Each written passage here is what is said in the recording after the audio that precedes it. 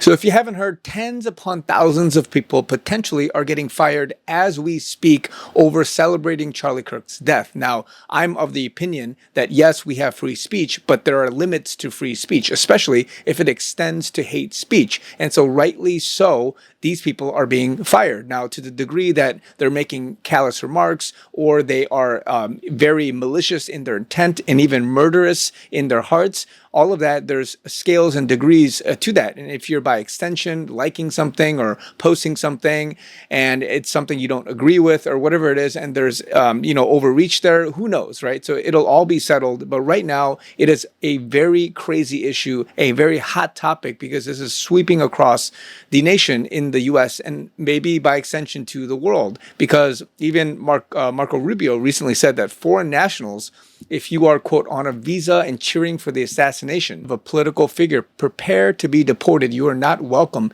in this country. And even J.D. Vance saying, quote, when you see someone celebrating Charlie's murder, call them out and hell, call their employer. And there are even websites right now doxing and exposing, amalgamating more than, it seems like 100,000 people, one of them being charliesmurderers.com, that's going viral. And apparently firefighters, teachers, healthcare workers, military personnel, even university students, staff, and others are getting fired left and right. And it's sparking a lot of debate about the limits of free speech and what it means for the average person that is afraid or hesitant about what to say and the limits of free speech. And this is, of course, coming at a time for even which the UK is going absolutely crazy with millions of people coming together in solidarity over all of the censorship that's going on in that country right now. And as you guys know, even this issue is near and dear to me because I was fired or wrongfully terminated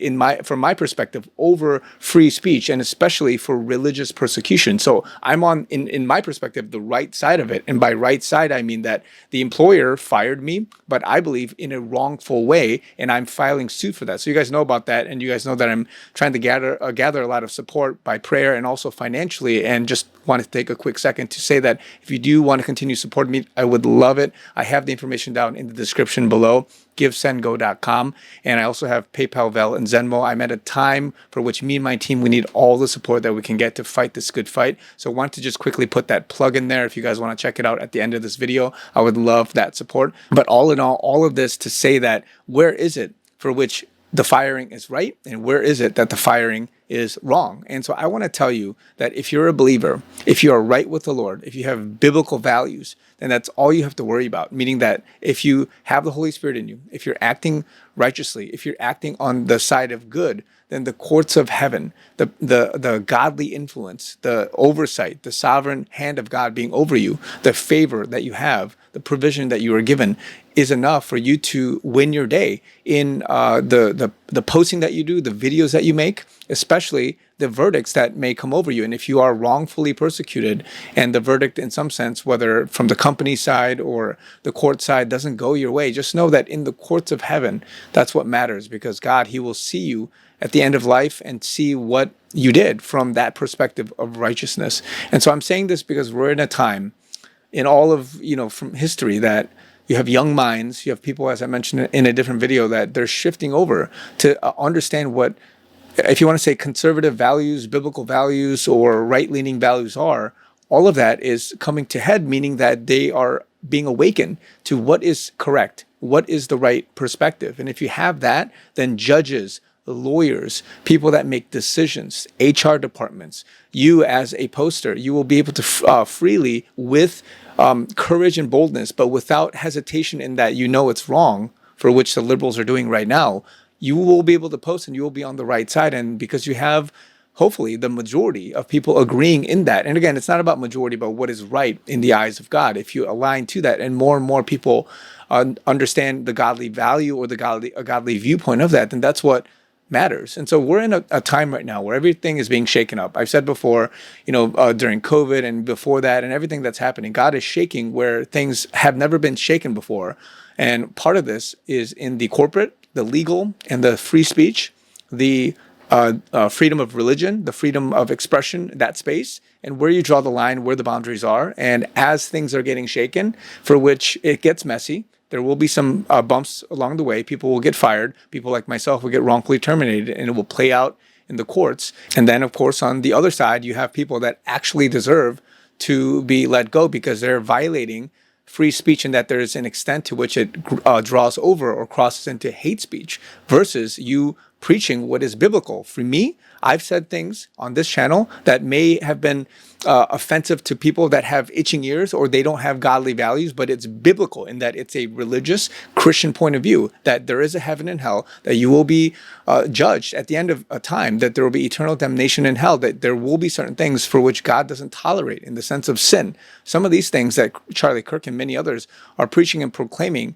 it's hurting people because it's offensive to them, because their moral values, their ethical, their moral compass, all these things, it's out of whack, out of tune, and they aren't able to accept it because they don't know and they don't have the firm foundation in Scripture and in the Lord. And so this is what's happening, guys. You just got to know that all of this shaking is happening. Just don't assume that, everybody that's getting fired is, a bad person. And again, of course, a lot of them, they're in the wrong, but in the sense of where I'm coming from, meaning being wrongfully terminated, I also understand that there's a lot of persecution in that area. So it's going to play out in this sense. But at the same time, people are winning cases. And a lot of what's happening in this next phase of life is going to play out in the courts. The war, the spiritual warfare has been over the courts for a very long time. It's not like World War II and World War I and this kinetic like warfare with guns and tanks and all that. It's happening in the courts, in the judicial system. You've seen Roe versus Wade. You've seen many things, timeless in some sense, for the last several decades, be upheld and then being turned over, because praise the Lord that the Supreme Court is leaning more conservative, but at the same time, judges, federal judges, lower court judges, lawyers, and many others, they need to turn around in this sense as well. And so I also want to share that leading this effort in some sense is Trump, because Trump, he just posted this the other day, where he said, "Today I have the great honor of bringing a $15 billion defamation and libel lawsuit against the New York Times, one of the worst and most degenerate newspapers in the history of our country, becoming a virtual mouthpiece for the radical left Democrat Party. I view it as the single largest illegal campaign contribution ever. Their endorsement of Kamala Harris was actually put dead center on the front page of the New York Times, something there here therefore unheard of.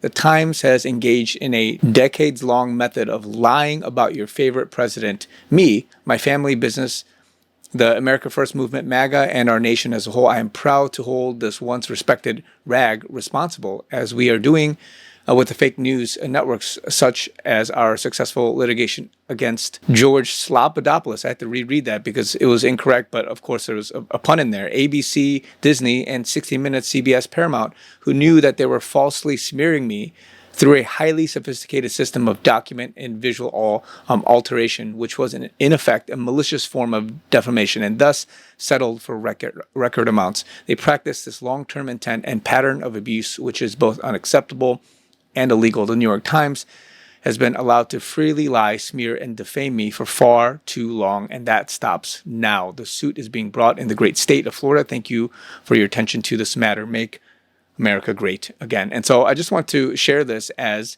in some sense, a champion of this effort, and how this has just gone, being unashamed in pursuing these lawsuits, especially if you're on the right side of it. And so I believe that as Trump is fighting for this, as many of us, including myself, are fighting for this, we are in a great position to make sure that the future generations do not have to deal with this, because it's setting a precedent in the legal space such that other companies, other people, other media outlets, other tech companies, other, whoever it is, they're not getting away with this. And hopefully it would spark some kind of revival from the legal side on the litigators, or whoever it is that's doing the radical left type of thing, or those that are in positions of power, HR, decision makers, people in the media that can censor you or not, or make whatever decision it is. So we have to shake this area up, not only in the legal space, but also through prayer, that their minds, their hearts would be changed, because we need godly men and women of